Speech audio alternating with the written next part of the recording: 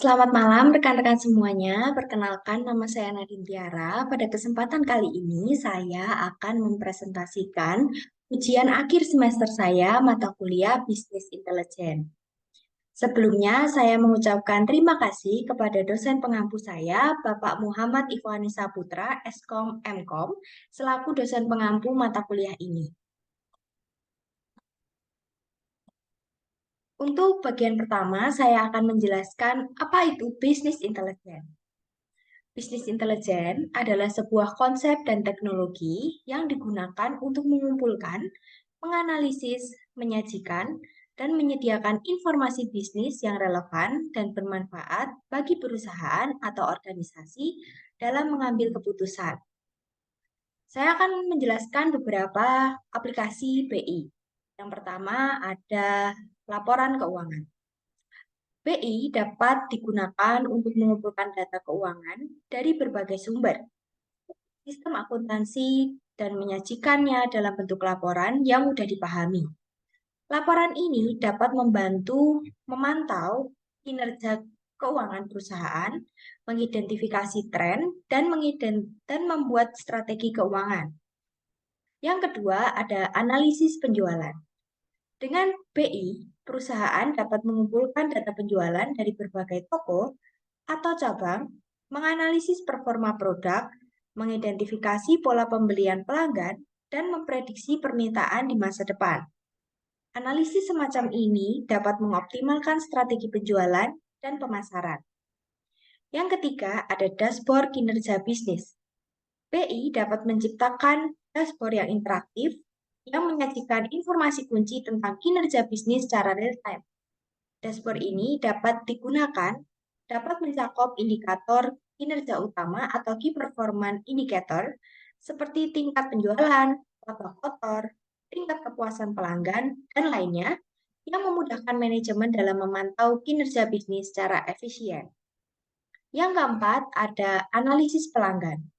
Bisnis intelijen dapat membantu perusahaan dalam memahami perilaku dan preferensi pelanggan dengan menganalisis data dari berbagai sumber seperti data transaksi, data perilaku online, dan umpan balik pelanggan.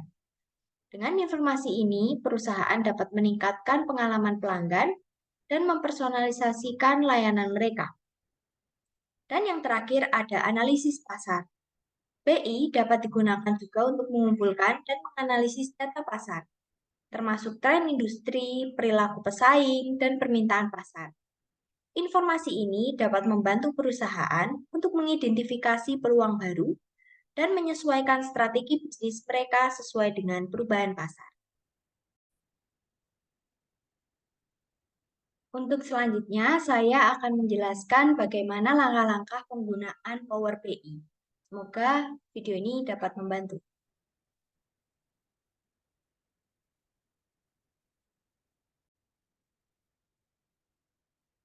Yang pertama, saat Anda membuka Power BI atau aplikasi Power BI di desktop, Anda akan melihat tampilan ini. Ini adalah tampilan awalnya. Yang di sini saya akan klik aja mulai. Ini bisa kita silang. Nah, dia akan muncul laporan tampilan seperti ini. Nah, yang akan kita lakukan itu adalah kita akan menambahkan data ke dalam si uh, Power BI ini. Kita ambil data dari Excel. Contohnya saja ini ada financial sample, kita open. Kita tunggu hingga prosesnya selesai.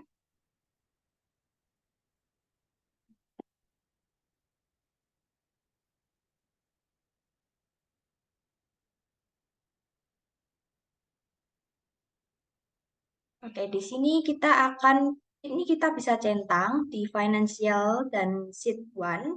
Ini kita bisa klik saja muat.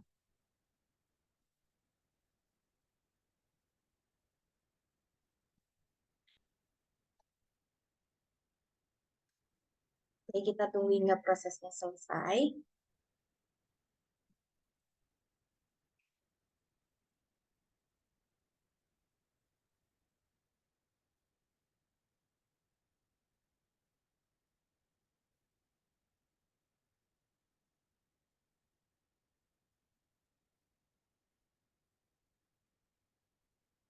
ini. Setelah selesai, kita bisa melihat data yang telah kita input di dalam sini, di dalam tabel ini, bentuk tabel ini. Nah, di sini akan muncul data yang telah kita input. Yang barusan kita input terdiri dari 700 baris. Sebelumnya saya akan menjelaskan terlebih dahulu. Di sini ada beberapa fitur yang dapat kita gunakan. Yang pertama, yang di bagian atas ini adalah ribbon. Ribbon ini menampilkan tugas umum yang terkait dengan laporan dan visualisasi. Yang kedua, di sini ada report view. Yang di sini ada report view, tampilan laporan, lalu ada tampilan data, dan yang terakhir ada tampilan model, di mana visualisasi dibuat dan diatur dapat beralih dari antara tampilan laporan, data, model dengan memilih ikon ini. Selanjutnya ada page tab. Page tab itu yang di bawah sini. Ini fungsinya adalah terletak di sepanjang bagian bawah halaman, tempat Anda akan memilih atau menambahkan halaman laporan. Selanjutnya ada visualisasi. Visualisasi ini tujuannya adalah di mana Anda dapat mengubah visualisasi, menyesuaikan warna atau sumbu, menerapkan filter, bidang seret, dan masih banyak lagi. Dan yang terakhir ada filter, field pane. Field pane ini atau data ini, di mana elemen query dan filter dapat diseret ke dalam tampilan laporan atau diseret ke area filter pada panel visualisasi. Misalnya, ini sales ini ke dalam sini. Nah, nanti dia akan memfilter ini. Nah, sekarang saya akan membuat tampilan data yang berupa diagram garis untuk melihat pertumbuhan profit dari waktu ke waktu. Yang pertama, saya akan masukkan date. Ini saya akan tarik ke sumbu X. Dan untuk melihat pertumbuhan profit dari waktu ke waktunya, saya akan tarik dulu profit ke dalam sumbu Y.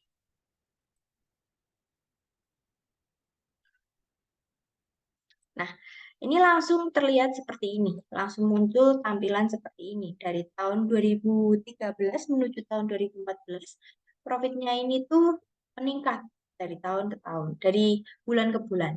Nah, tapi ini kan kurang spesifik. Jadi saya akan menambahkan di sini data. Tanggalnya tuh dari kita sort di data.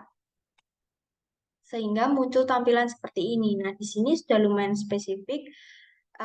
Di tanggal 1 September, ini jumlah besar profitnya 763. Terus di tanggal 1 Oktober meningkat, tanggal 1 November menurun, tanggal 1 Desember menurun, nah, seterusnya. Nah, selanjutnya saya akan menambahkan uh, ini pengiris lagi, di mana saya akan menambahkan country ke dalam pengirisnya ini. Jadi kita akan lihat profit mana yang paling tumbuhnya itu paling besar dari antara kelima negara ini.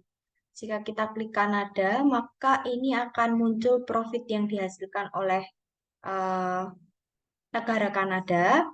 Jika kita klik Perancis, ini adalah profit yang dihasilkan oleh Perancis. Jika kita klik Jerman, maka akan munculnya Jerman. Jika kita klik Meksiko, begitu seterusnya. Kita juga bisa menambahkan, misalnya kita akan melihat bagaimana penjualan dari waktu ke waktu. Yang pertama, kita akan buat lagi diagram garis di sini.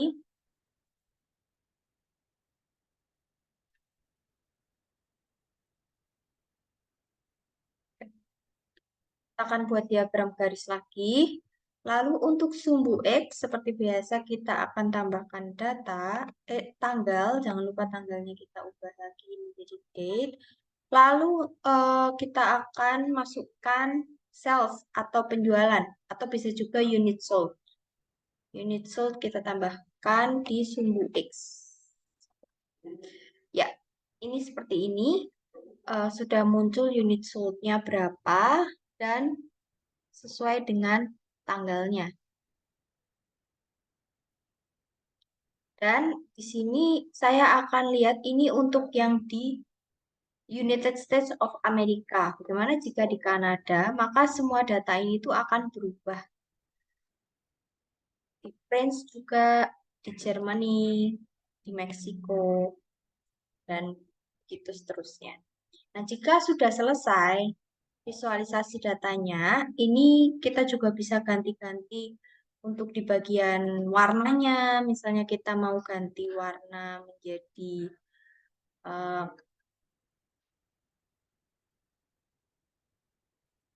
warna misalnya di biru latar belakangnya, atau kita bisa ganti warna jadi kuning. Yang ini kita mau ganti warna jadi merah juga bisa. Dan jika sudah, ini kita bisa langsung publish atau terbitkan. Kita bisa langsung save. Sekian penggunaan BI atau Power BI yang dapat saya jelaskan untuk sekarang. Baik, untuk selanjutnya saya akan menjelaskan tentang perbedaan penggunaan Power BI dan Tableau. Yang pertama, perbedaannya itu dari kompleksitas penggunaan. Banyak pengguna merasa bahwa Power BI ini lebih mudah digunakan, terutama bagi mereka yang sudah terbiasa dengan produk Microsoft. Antarmuka yang intuitif dan akrab membantu pengguna untuk cepat beradaptasi.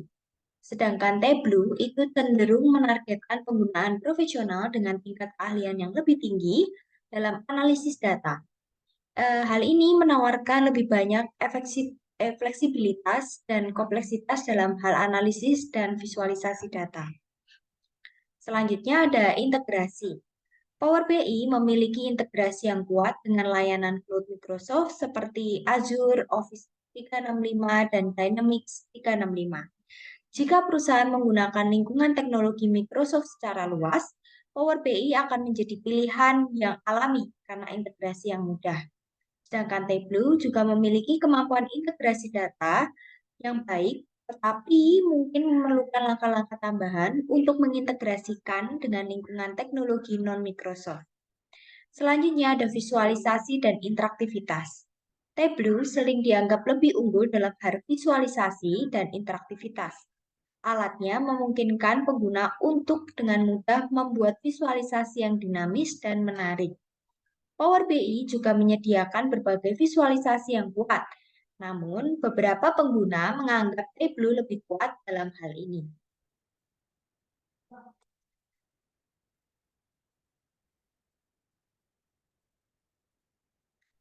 Untuk selanjutnya, apakah bisnis intelijen penting dalam perusahaan dan apa urgensi tersedianya aplikasi BI?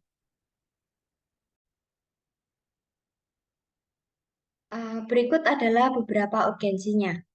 Menurut saya, bisnis intelijen sangat penting dalam sebuah perusahaan, dan tersedianya aplikasi bisnis intelijen memiliki urgensi yang tinggi. Ini adalah beberapa urgensi mengapa bisnis intelijen itu sangat vital dalam lingkungan bisnis. Yang pertama, untuk pengambilan keputusan yang lebih baik. Bisnis intelijen menyediakan akses ke data yang relevan dan terkini tentang kinerja bisnis, tren pasar, perilaku pelanggan, dan banyak lagi. Dengan informasi yang akurat dan dapat diandalkan, manajemen dapat membuat keputusan yang lebih baik dan lebih tepat berdasarkan data dan fakta yang ada. Yang kedua, deteksi tren dan peluang.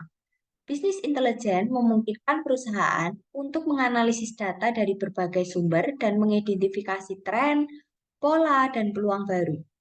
Dengan informasi ini, perusahaan dapat menyesuaikan strategi mereka, mengantisipasi perubahan pasar, dan mengambil langkah-langkah proaktif untuk menghadapi persaingan dan tantangan bisnis. Selanjutnya ada optimalisasi kinerja bisnis. Dengan akses ke informasi kinerja bisnis yang real time, perusahaan dapat mengidentifikasi area di mana kinerja kurang optimal dan mengambil tindakan perbaikan yang sesuai. BI memungkinkan perusahaan untuk mengoptimalkan proses bisnis, mengurangi biaya, dan meningkatkan efisiensi operasional secara keseluruhan. Yang keempat, ada mengurangi kesalahan dan risiko. Dengan analisis data yang cermat, perusahaan dapat mengurangi kemungkinan kesalahan dan risiko bisnis. Penggunaan bisnis intelijen memungkinkan perusahaan untuk mengidentifikasi masalah potensial sebelum mereka menjadi masalah yang serius dan berdampak negatif pada bisnis. Selanjutnya, yang kelima, yaitu mendukung pengambilan keputusan real time. Bisnis intelijen menyediakan informasi dalam waktu yang nyata, yang memungkinkan manajemen dan mengambil keputusan untuk merespon perubahan pasar atau situasi bisnis yang cepat. Hal ini sangat penting dalam lingkungan bisnis yang dinamis dan kompetitif. Selanjutnya, meningkatkan pengalaman pelanggan. Dengan analisis data pelanggan, perusahaan dapat memahami kebutuhan dan preferensi pelanggan dengan lebih baik. Hal ini memungkinkan perusahaan untuk memberikan layanan yang lebih personal dan meningkatkan pengalaman pelanggan secara keseluruhan. Dan yang terakhir ada keunggulan bersaing. Dalam era di mana data menjadi aset berharga perusahaan yang dapat mengumpulkan, menganalisis, dan mengambil tindakan dari data dengan cepat, akan memiliki keunggulan bersaing yang signifikan dibandingkan dengan pesaing yang mengandalkan intuisi atau mengambil keputusan berdasarkan perasaan semata.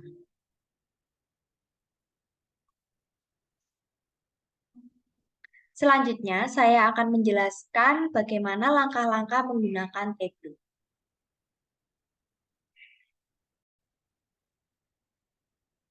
Baik, selanjutnya saya akan menjelaskan bagaimana cara penggunaan Tableau.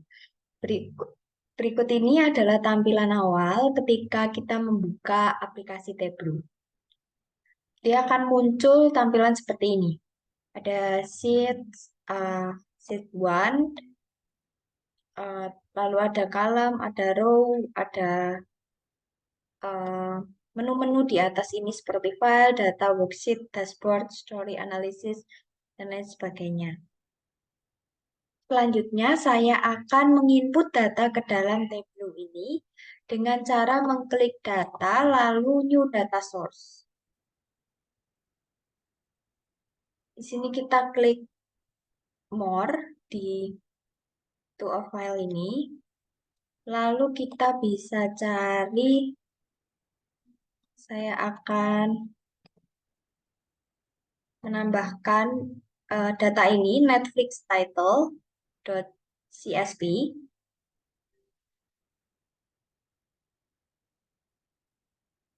Di sini langsung muncul data ini. Nah, berikut datanya. Ada beragam data di sini, data dari Netflix. Nah, di sini kita akan membuat sheets baru. Yang pertama adalah sheets top movie or TV show worldwide. Nah, bagaimana cara membuat ini? Ini kita langsung saja kita masukkan longitude ke dalam column-nya ini, lalu latitude ke dalam rows-nya sini. Nah, ini kita langsung ada muncul country seperti ini. Lalu kita uh, marks title-nya. Seperti contohnya di sini. Ini adalah contoh yang telah saya buat. Yang pertama ini ada title menuju count of title. Lalu ada country dan country ratingnya.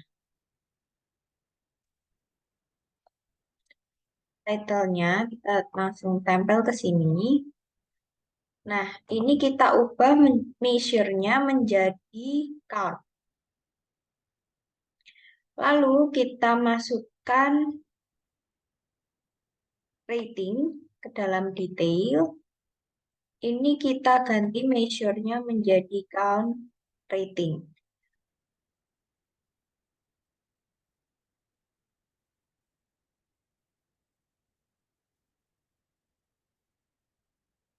Ya, berikut ini.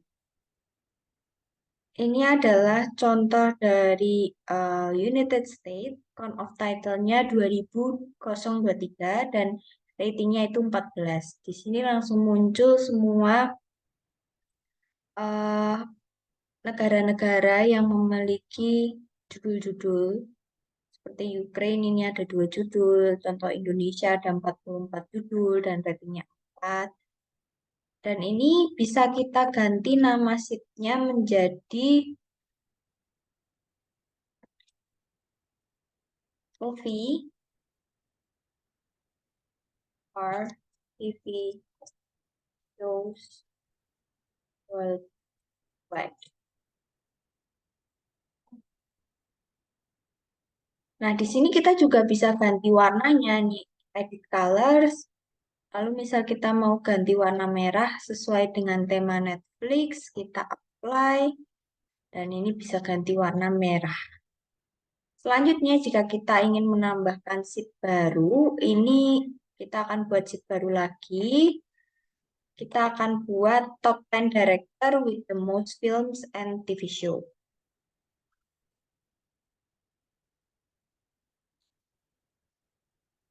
Top 10 director with the most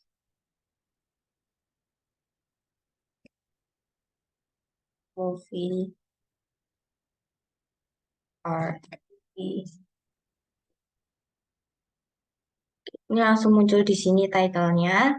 Dan kita akan masukkan ke dalam eh, yang pertama kita akan masukkan adalah title dan director.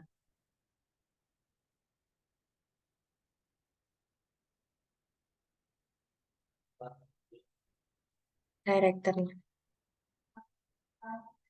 seperti ini. Lalu ini kita masukkan title di size.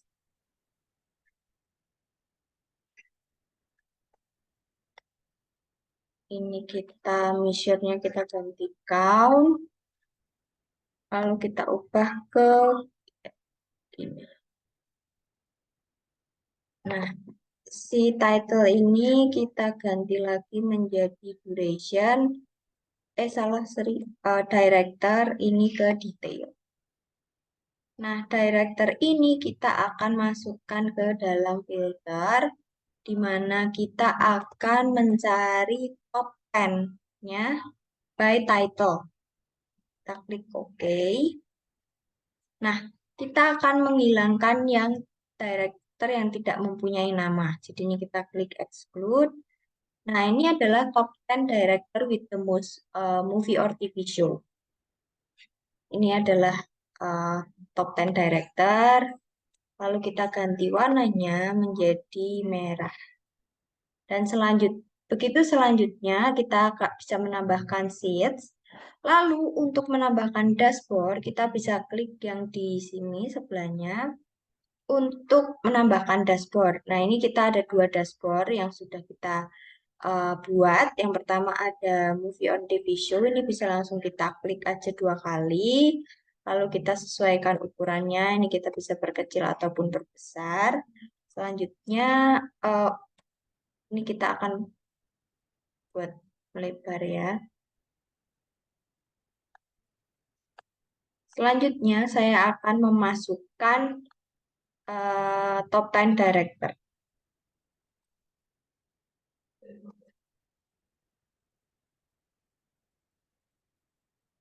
Ini eh, agar dia tidak full satu layar, nih kita akan buat floating. Jadi ini untuk memperkecil ukurannya. Nah, selanjutnya kita akan masukkan top 10 director.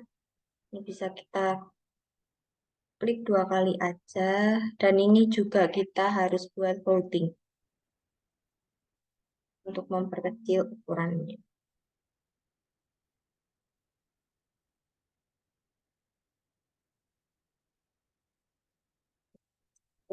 Kita bisa langsung susun aja.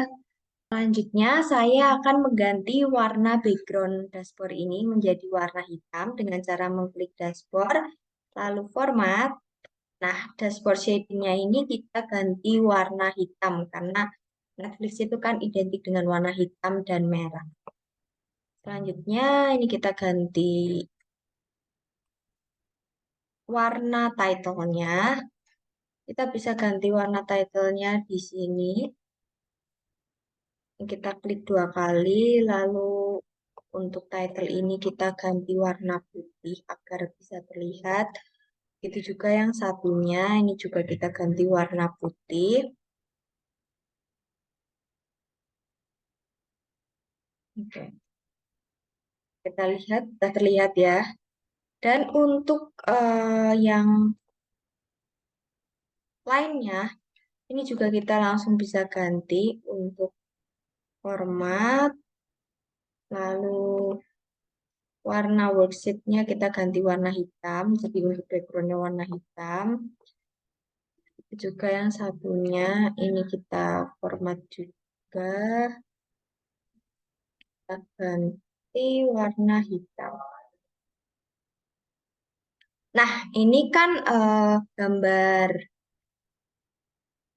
uh, Maps-nya ini belum warna hitam. Gambar petanya ini belum warna hitam. Kita menggantinya pada ini, lalu kita map, background maps, kita ganti dark. Nanti dia akan menjadi otomatis hitam dan di sini juga akan berubah menjadi warna hitam. Jika sudah selesai, jika dikira sudah selesai, kita bisa menyimpan dalam bentuk dashboard seperti ini, atau kita juga bisa menyimpannya dalam bentuk image atau PNG. Dengan cara kita klik dashboard, lalu export image, lalu kita, nah ini langsung jadi .png, ini kita ganti nama menjadi Netflix.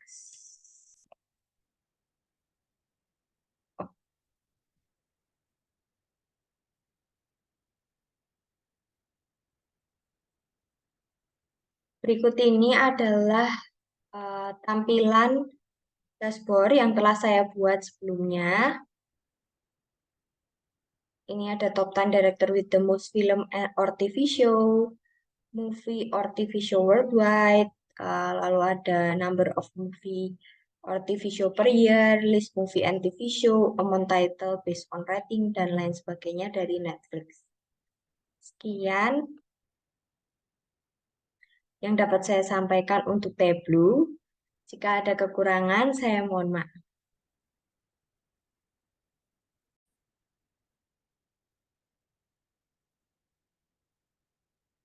Sekian presentasi yang dapat saya sampaikan. Jika ada kekurangan, saya mohon maaf dan semoga presentasi saya ini dapat membantu dalam menjalankan aplikasi Power BI dan Tableau.